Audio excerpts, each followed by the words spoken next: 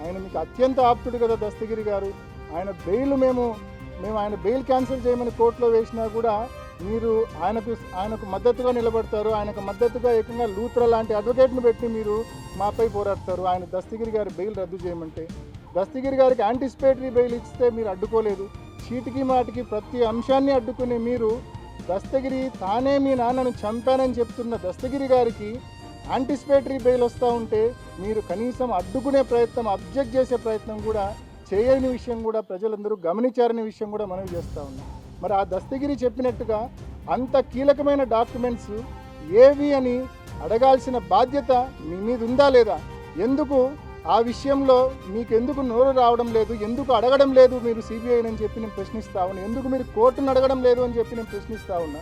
మరి ఇన్ని కీలకమైన విషయాలు మీ తల్లి గారేమో సెలవిచ్చి పంపిస్తారు అటెండర్కు, మీ భర్త గారు కూడా సెలవిచ్చి పంపిస్తారు అటెండర్కు. ఆ విషయం మీరు అడగరు. కీలకమైన డాక్యుమెంట్స్ ఏదైతే డాక్యుమెంట్స్ దోపిడీ ఆ రోజు రాత్రి హత్య జరిగేటప్పుడు జరిగిందో వాటి గురించి మీరు ప్రస్తావించరు. ఇర్రిలవెంట్ ఇష్యూస్ అన్నీ కూడా మాట్లాడి హైలీ రిలవెంట్ ఇష్యూస్ను పూర్తిగా డంప్ చేసే, అంటే పూర్తిగా పక్కదారి పట్టించే కార్యక్రమం ఇన్నాళ్ళు మీరు చేశారనేది వాస్తవం అనే విషయం మీ అందరికీ మనవి చేస్తూ ఉన్నా.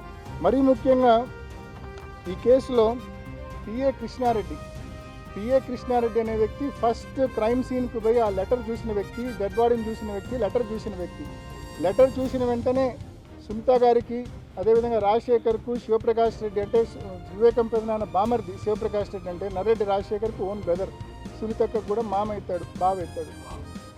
సో శివప్రకాష్ రెడ్డికి వీళ్ళందరికీ ఆ లెటర్ గురించి మీరు స్పష్టంగా తెలియజేస్తారు.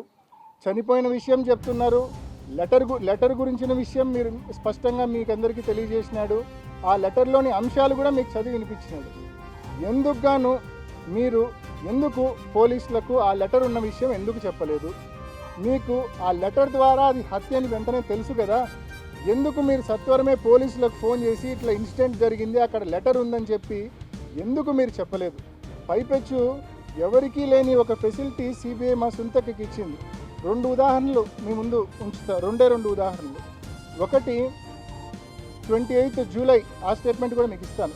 28 జూలై 2020 రోజు సిబిఐ వాళ్ళు సునీతక్క దగ్గర వాంగ్మూలం తీసుకున్నప్పుడు ఆ రోజు లెటర్ గురించి అడుగుతారు.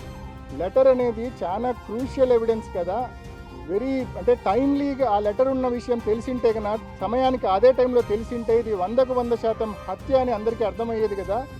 అంత ఇంపార్టెంట్ లెటర్ను ఎందుకు దాచిపెట్టమన్నారు, ఎందుకు కన్సీల్ చేయమన్నారు అని చెప్పి సిబిఐ అడిగితే ఆమె చెప్పే ఆన్సరు, మాకు లెటర్ ఉన్న విషయము కృష్ణారెడ్డి గారు వాట్సాప్ పెట్టాడు, లెటర్ చూసాము, లెటర్లోని అంశాలు మేము చదివాము, నాన్నకు సంబంధించిన డెడ్ బాడీ ఫొటోస్ అన్నీ కూడా మేము చూసామని చెప్పి ఒప్పుకుంటుంది.